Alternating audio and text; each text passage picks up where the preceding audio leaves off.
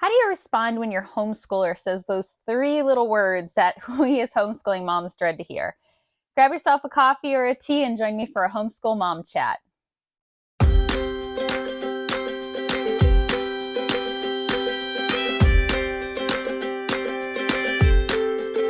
Hey everybody, welcome back to My Practically Imperfect Life. My name's Abby, and if it's your first time here, welcome to my channel.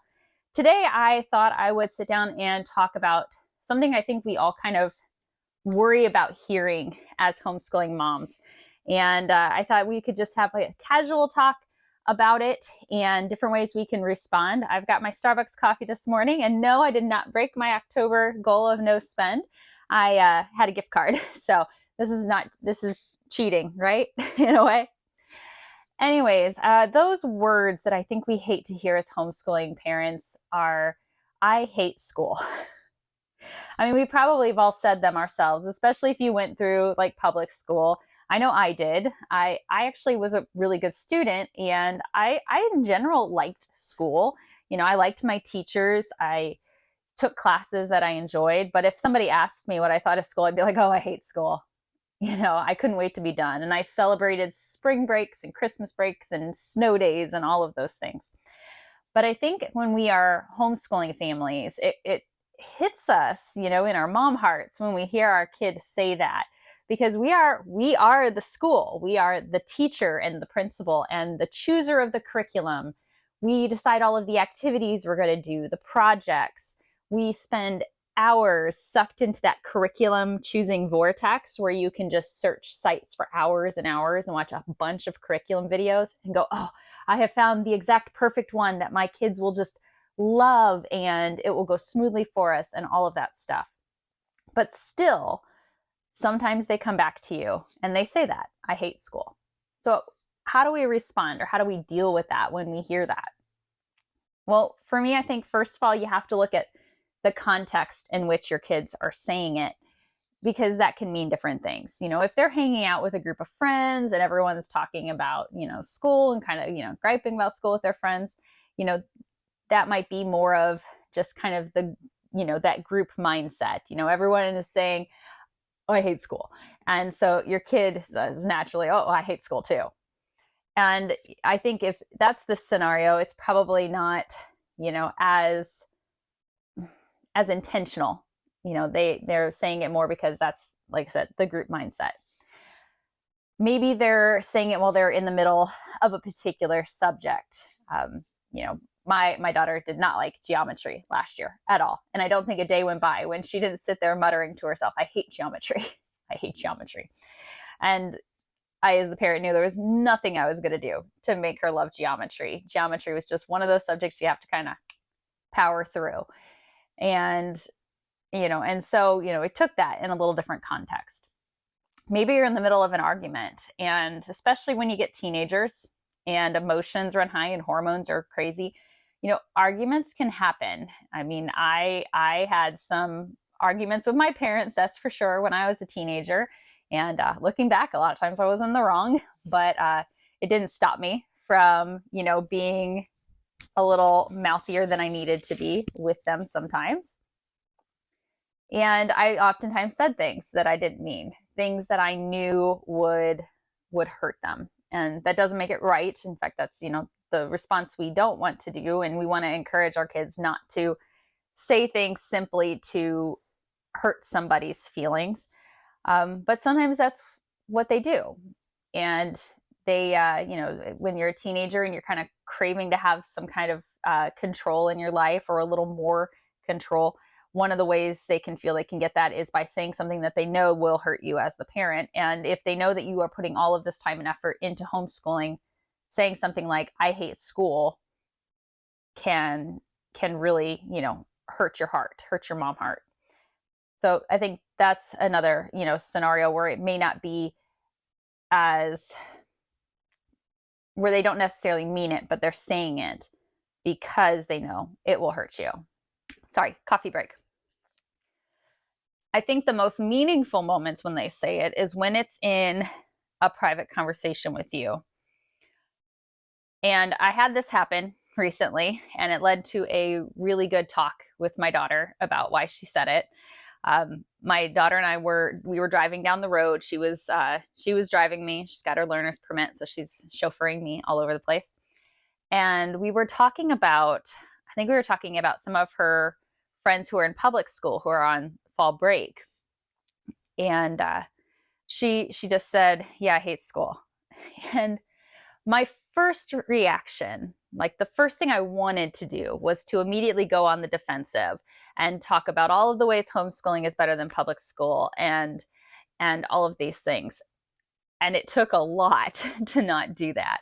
And I think when your kid comes to you, especially like in a one-on-one conversation, and they say something like that, you do need to, kind of rein in your defenses and take that opportunity to really listen.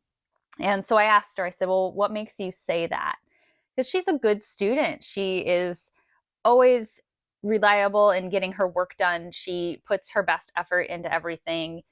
She always seems to like enjoy projects, and especially like the elective subjects we're doing, like her botany class and things like that. So I thought, well, why do you say that? And she said, "Well, I'm mentally tired. It's mentally exhausting." And I had to kind of take that in and think about it, because again, I wanted to be on the defensive and be like, "Oh, well, you're done with school by noon every day and you don't have any homework afterwards because it's all done during your school day. But think of your high school friends who are in school till 3 and then practice and then 3 hours of homework and yada, yada." I wanted to defend homeschooling and how we did homeschooling. But instead, I had to just practice being a good listener. I had to really listen to what she was saying. And it got me thinking, especially as we're nearing the end of our first quarter. We actually finished week 9 just recently. And look at her classes, because her class load is a heavy one. She's doing geometry and an honors English, botany, U.S. history, like an 11th grade level U.S. history as a 10th grader. Her honors course has writing, grammar, and literature all built into it. She's doing chemistry. We're doing German as a family group. We're doing art history as a family group. So she's got a lot of classwork. And I thought about what she said about mentally exhausting. And I kind of mulled over it for a day. And then I initiated another conversation with her to try to kind of hone in on what things were most exhausting. And a lot of it came down to that some days, not every day, but some days, the workload from all the classes seemed to overlap and make those days just really, really heavy, particularly on things that she doesn't personally feel she's strong in. If you ask me, she's a good writer. She writes well. And I've never read an essay by her that I've gone, "Oh, you need to start over from scratch." She writes very well, but it takes a lot out of her to do it because it's not her strong subject. It's not something that comes naturally to her. And so when she was having classes where she had like a writing essay to do, and then her literature comprehension questions included an essay, and then her history course assigned an essay, and they just kind of all overlapped, she just was mentally exhausted from having all of those different things on the same day or right on consecutive days. And so I thought, well, I'm going to look ahead for this next 9 weeks, and I'm going to really look at how the assignments are kind of on our planner. Because if you watch my planning videos, see that I have, things kind of typed out. But I do buffer each subject towards the end of the year where we have, some days where we can, push things out. And so for the next 9 weeks, I'm going to try to adjust it so she doesn't have more than one like heavy writing assignment on any given day.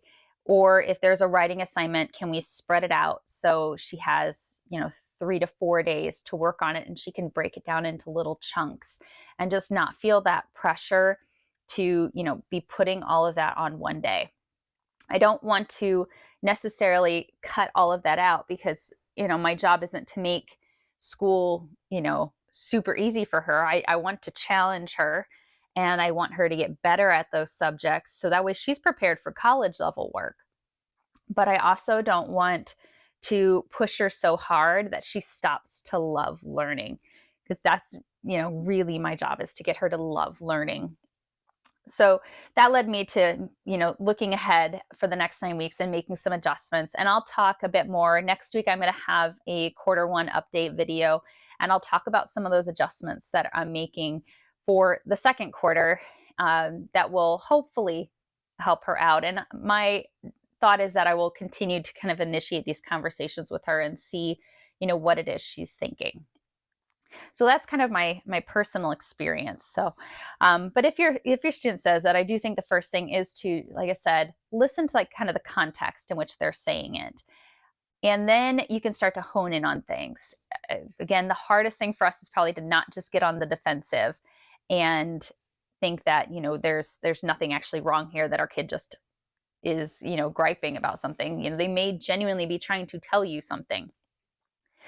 So kind of look at what it is they are saying.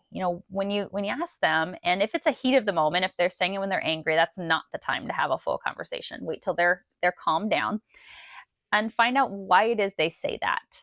It might be something like my daughter said, where she just felt like the workload was just mentally exhausting her. Maybe it's a particular subject that is giving them trouble.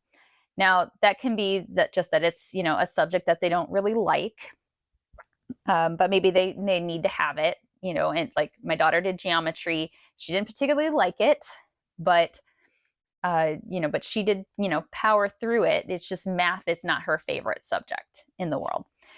But it could be an indicator that your student has, trouble with that particular class for another reason. Homeschooling is a great way to identify if your kid does have any kind of learning disabilities. I know a lot of parents will choose to homeschool their kids to help them work on, I think it's called dyscalculia, if I'm saying it right, where you have issues with numbers and being able to, kind of comprehend different things in math. Or if you have dyslexia and you need to work on teaching them, a new way of reading in order to overcome that. And so homeschooling is a great way to identify if those things are going on with your student. And if you're noticing that, especially if there's more than one subject that they're struggling with, you may be able to kind of look more and see if any of those things are issues. If you've got a student that you've pulled out of like the public school system or a private school system, and you start them off on curriculum that is said to be for their grade level, and they are complaining about how much they hate school, that maybe that's an indication that they weren't quite at that level in all of their subjects. I mean, we see that a lot with kids who come out of the public school system and start homeschooling. They might say that they're 6th or 7th grade, but they're doing math on a 3rd or 4th grade level because that's what was taught to them in school, or they were kind of passed forward without really making sure that they understood all those basics. And homeschooling offers a beautiful solution to that, because there's no grade levels in homeschool. Your student does not have to do all one grade level of work. You can pick and choose and make adjustments that will work for your student.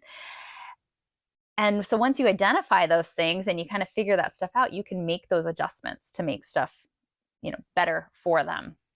So I think that is one thing. Another coffee break. I think the next thing to do after you've kind of figured out if there's a particular subject or some sort of an adjustment that needs to be made, like I said, as far as the grade level of the work and things like that, is to find out what their thoughts are on things. What is it that they think might be a solution? Now, maybe with your elementary kids, that might not be quite the right age to be asking that, but with your older students particularly, ask them, how would you make this better? What is it that your thoughts are? And, maybe they'll give you kind of, one of those teenage answers, well, I don't want to do any writing assignments anymore. Okay, well, that's not going to happen, right? You've got to do some writing assignments. But they might give you some meaningful insight on what they think could make school better for them. Maybe it's that they don't particularly like long novels. They have trouble getting into long novels. And that might mean for literature, maybe you start off by picking some shorter stories or novellas and start to kind of build up from there. So making some adjustments that regard. My son is very much like a hands-on learner. He would much rather do projects and experiments and things like that to help engage his learning versus just reading it in a book and doing like worksheets or watching videos. He likes to, have his hands busy. And that's part of the reason why we did a curriculum switch for his geography this year, is because there was so much more hands-on learning with that. Another thing I have to really keep in mind is that my job as a homeschooling parent is not to make everything fun all the time. We have gotten, I think, stuck in what we call the Pinterest world.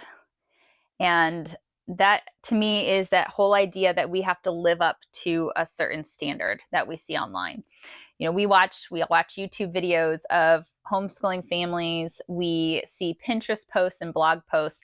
And you have to remember that everyone's trying to put their best foot forward in all of those things.